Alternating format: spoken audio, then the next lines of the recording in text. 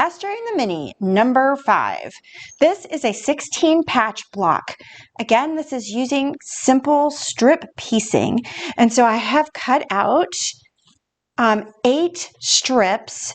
They are actually 4 and 4. And each one of those strips is 1 3/8 inch. So now I'm going to place these strips together in twos. I want to have twos that are going purple green and then my light with my dark. And so that's how I'm going to have my strips lined up. And I'm going to do both strip packs that way. First thing I do is one strip pack just to make sure that all my measurements are correct with my seam allowances. Seam allowances are the key in your minis. So I'm going ahead and sew this one together and then also this one together. I start with a scant seam allowance just in case I'm seeing things differently today than I was the day I made them. And by starting with a scant seam allowance, I don't have to rip if my seam allowance is off.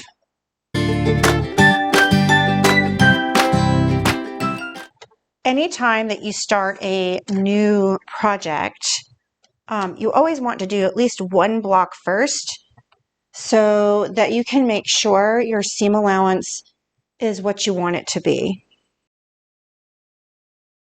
Just because a pattern says 1/4 of an inch doesn't mean it is your 1/4 of an inch.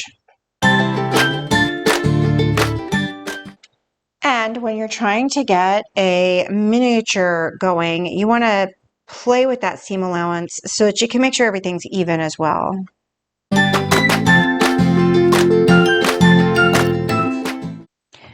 I want each one of these strips to measure 2 1/4 inches.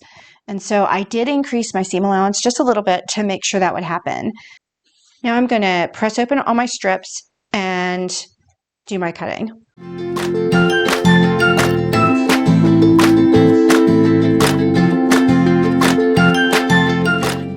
Now I'm going to cut each strip into 1 3/8 inch small strips. And so I'm going to first cut a fresh line at the edge.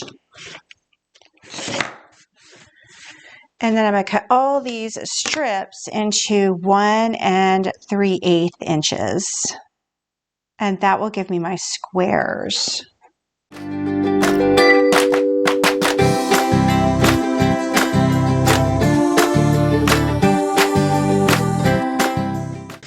Always start by trimming off that selvage and then get yourself some 1 3 inch squares.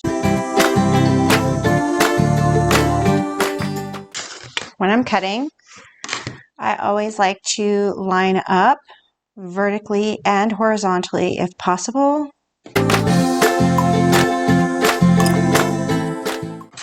See if we can get one more out.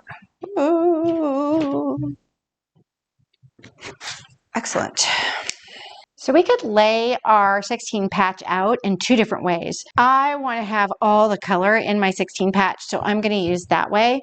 But a 16 patch traditionally also has been where you're using 2 different colors and just mixing them up. And so I want all the colors, so I'm going to stick with this one.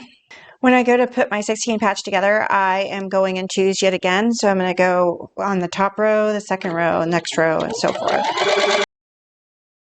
There's no nesting yet of my seams, just getting them together, and then I'm going to iron them in the opposite directions before I sew my strips together. At this point, I know my seam allowance is where I want it, so I don't have to worry about that again. Now that I have my 4s together, I am going to put my strips together. So I have made sure that my seams are oppositely pressed so that all of them will fit nice and neat inside the crease.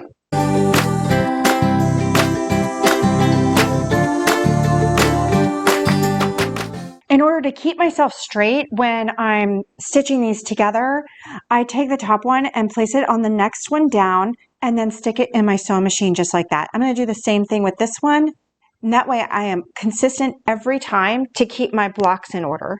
So just as before, I'm going to take this piece and place it on top of that piece just like that and stitch across that line.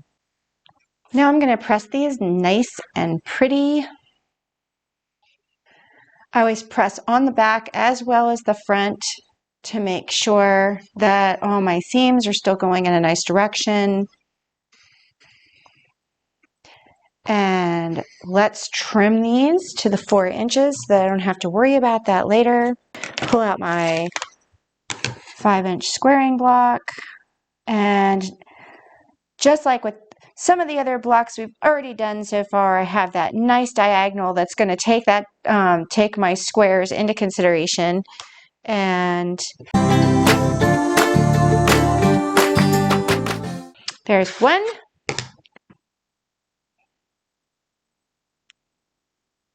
I also have my 2-inch there that's showing me my center, so that's nice too. As long as I hold it in place really well. There we go. We have mastered the 16 patch.